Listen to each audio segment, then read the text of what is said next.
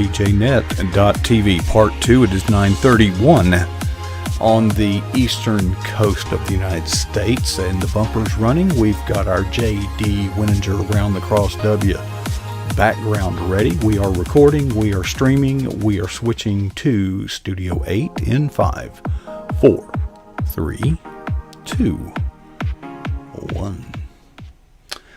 Welcome back to pjnet.tv. What a great half hour or 20 minutes we just spent with Lori Rolleveld. And it is time once a week to take a trip around the Cross W Ranch. J.D. Wininger is the curator and caretaker custodian guy that he owns the place, okay? He takes care of it. God owns it. He just kind of manages it for him. And J.D. is with us waiting. Let's bring him on. J.D., you're not wearing your brace tonight, but we don't want to do anything to cause you to move your neck, head, shoulders, or upper torso. Is that where you're at? That's a pretty good strategy, Coach. Thanks. You won't be doing any dancing or anything to that effect tonight. Yeah. Muscle in the rear of my shoulder has inflamed the ones in my neck, and I'm a stiff-necked old goose this week. If I remember right, this was all a result of the breakdown of your Kawasaki mule, and you had to carry around some buckets. Well, that just helped exacerbate the situation, but I damaged the muscle and tendon when I was trying to put rough stock panels in place and build an alley to a loading chute for my cattle. And that was more than a one-man job. It was a three-man job that I managed to do by myself for the most part, and God help setting the rest of it in place. Well, I was noticing you post some pictures of some work, and I thought, well, yeah, JD's out and about, but that was last week, those pictures, right? That was last week, yes, sir. That's why I'm stoved up this week, Coach. There you go. What? lifting rear hay forks, because you have to lift them up off the ground to get them onto the rear lift arms of the tractor. And I said, oh, yeah, I'm still 25. I can do this. Wrong, and instead of using levers and fulcrums and things and applying the laws of physics that I know, I said, I'll just manhandle this, 300-pound behemoth. Right, my favorite four-letter acronym, Coach, is YCFS. You can't fix stupid. Yeah, well, I'm living proof of it, buddy. But, was it ignorance or just bravado? Is it testosterone poisoning? You going to do this, or you just wasn't thinking? No, just didn't think about it, Coach. You just grab it and growl, right? Just think forgot. You're a young fella. Forgot how old you were. Yes, sir. Yes, sir. Okay. I get it. Folks, JD, for those of you who are not regular guests here, he blogs at jdwininger.com, and it is my hope by next week we will be able to put that on the screen again. We're kind of working on a stripped-down version of our studio right now. The part that's supposed to fix it is in, but I'm afraid to put it in during the week, so we'll get that in over the weekend. Folks, at jdwininger.com, every Wednesday, you will find a blog that he has written, except this week. Yes, sir.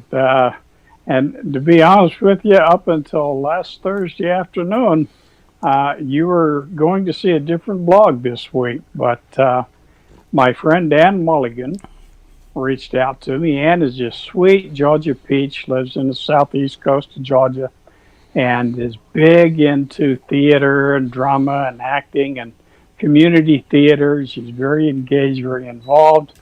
I think most people in the writing world know Ann through Blue Ridge Mountains Christian Writers Conference. She's actually one of the contest directors for the SLA Awards and different things. Her and Eva Marie Everson and others run those contests. But Miss Ann's just been a mainstay, and she's one of the funniest ladies I've ever had the pleasure of talking Of with not meeting. and things. I'm sorry, sir. A pleasure of not meeting. No, I've not met her yet in person. I'm looking forward to that in November there at Blue Ridge. Hmm. But I'd commented on a guest blog that she did with another friend of ours, Gail Kittleson, and said, if you comment on the blog, we will enter your name in a contest to win her latest book. Well, I never really give too much credence to that because I just don't read a lot of fiction, Coach, outside of the occasional Jack Reacher novel, Lee Child, those guys, or Stephen Kuntz. I don't read too much fiction anymore. And she pinged me and said, JD, congratulations, you just won a copy of In High Cotton. And I said, well, I did, I said, here's the problem with that, Miss Ann. I've already ordered a copy of that book, and it's on its way. So why don't I take the one you're going to send me? And I appreciate that. But why don't I take that and make a giveaway on my blog this next week? She said, oh, that'd be great. So by Friday morning, I had her blog received. She was ready to go. She picked a real good one, didn't she? Yes, sir. She sure did. She kind of keyed right off of my learning to trust about LPs, our little Jenny donkey. And she keyed off of that, and it was about trusting God and things. And I loved the phrase she used, trusting with 20/20 hindsight faith. And I thought, boy, that's some title there. You can tell she's a writer. But Miss Ann talked about how so oftentimes as Christians, we just go along and we're bebopping through the world and doing the best we can do. And we're kind of stray and try to take things on ourselves. And then all of a sudden, the wheels start falling off of things. As she mentioned, 30 years ago, she had a widowmaker heart attack or blockage in the widowmaker, which is the left anterior descending artery of the heart. Mine was 95% blocked, or more than 95% blocked in 2017. And it's amazing. Several people have commented, hey, I survived a widowmaker too, and normally you have a heart attack with that particular artery blocked. They call it the widowmaker for a reason. It's just going to kill you.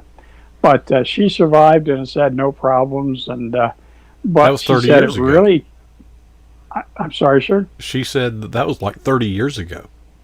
Yes, sir, exactly. She's doing great. But it was, of course, she's a fitness nut and things. But I just have fallen in love with her dog, Seamus. She has this Rottweiler that makes Bubba look like a puppy. But Seamus, the dog, is just hilarious. And I absolutely love interfacing and talking with Ann and sharing. But Ann is a wonderful teacher when it comes to the craft of writing. Just a master storyteller. And so I was looking forward to reading about this turn-of-the-century Depression era farmer's wife is suddenly a young widow with the kid on the way, and her husband dies before she finds out she's pregnant. And now she's got the cotton farm to deal with, and she's got to get a cotton crop in, and that's not an easy task, I'm here to tell you. But especially back in those days in tow sacks and things. But she's got that, and she's got the grocery store, and her husband's father kidnaps the little boy, because he's going to be raised this way and things. And the struggle that this lady ensues, just wonderful. The character, she just brings them to life. But what was nice about it was, and I'm starting to read it, is the way that her girlfriends, and we all need that group of close-knit friends that we can count on, like we have here at PJ Net. But they pray with her and they work with her, and that's the big difference between, my Lee Child or Jack Reacher novels, full of violence and innuendo and smut, and something written by an American Christian fiction writer like Miss Anne Mulligan.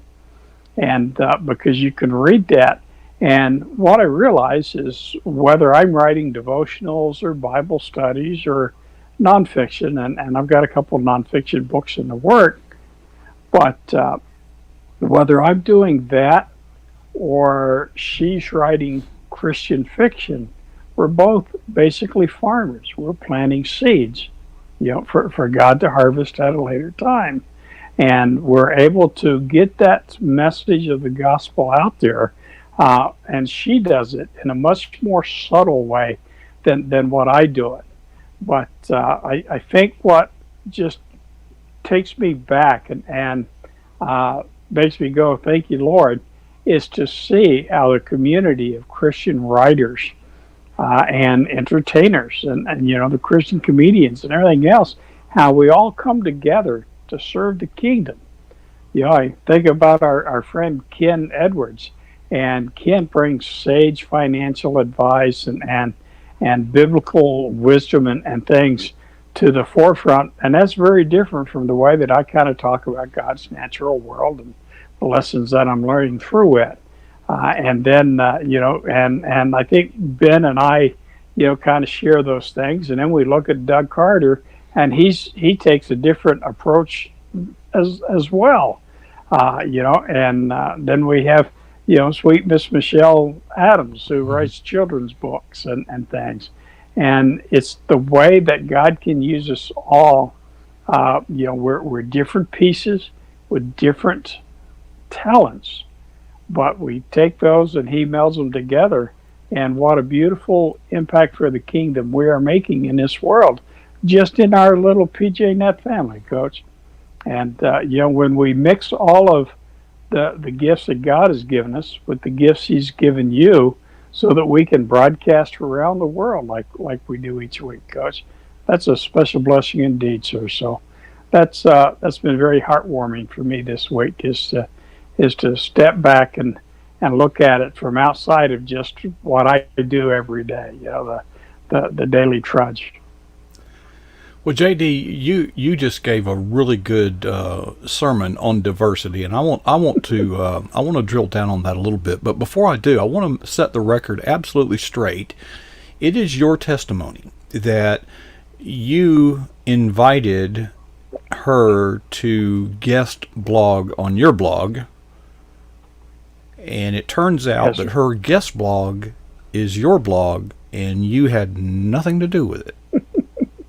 No, sir. Exactly. That's your story, and you're sticking to it. I can't tell you that was just through a right conversation there with Edie Melson.